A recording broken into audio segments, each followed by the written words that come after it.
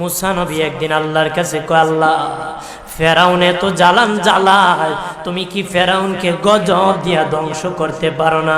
আমার আল্লাহ কয়, মুসা আমি ফেরাউনকে 4টা কারণে গজব দেই না। কয় কারণে? ফেরাউনকে 4টা কারণে গজব দেই না।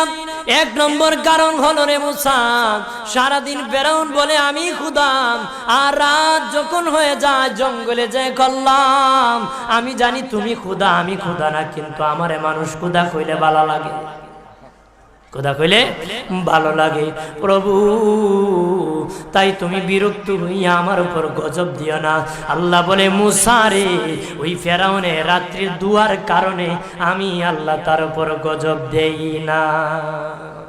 2 নম্বর কারণ হলো, আরে মুসা তোমার মুখে দাড়ি, ফেরাউনের মুখে দাড়ি, তোমার পরনের জুব্বা, ফেরাউনের পরনের জুব্বা, তোমার মাথায় পাগড়ি, ফেরাউনের মাথায় পাগড়ি। আমি যদি গজব দিই, জুব্বার বেজ্জতি হবে, পাগড়ির বেজ্জতি হবে, দাড়ির বেজ্জতি হবে।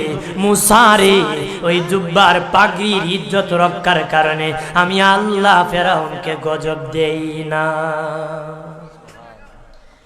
3 নম্বর কারণ হলো, আল্লাহ বলেন মুসা রে মুসা 3 নম্বর কারণ হলো, ফেরাউনের বাড়িতে একটা এতিমখানা আছে, প্রতিদিন দুপুর বেলায় এতিমরা ফেরাউনের বাড়িতে মেহমানদারি করে।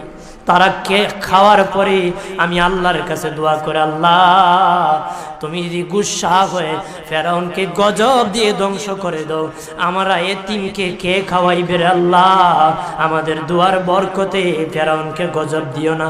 আল্লাহ বলে, মুসা রে এতিমের দুয়ার কারণে আমি আল্লাহ গজব দেই না।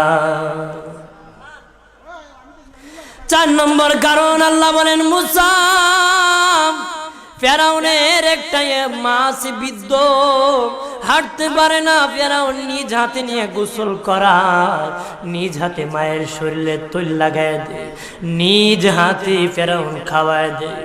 যখন খাওয়ানোর পরে মা বিছানার মধ্যে ঘুমায় যায়, ওই ফেরাউনের মা আমার কাছে 2টা হাত বাড়ায়, আল্লাহ আমার ফেরাউনকে যদি গজব দিয়ে ধ্বংস করে দাও, আমি মায়ের সেবা কে করবে? আল্লাহ বলেন, মুসা রে ফেরাউনের মায়ের দুয়ার কারণে আমি আল্লাহ গজব দেই না।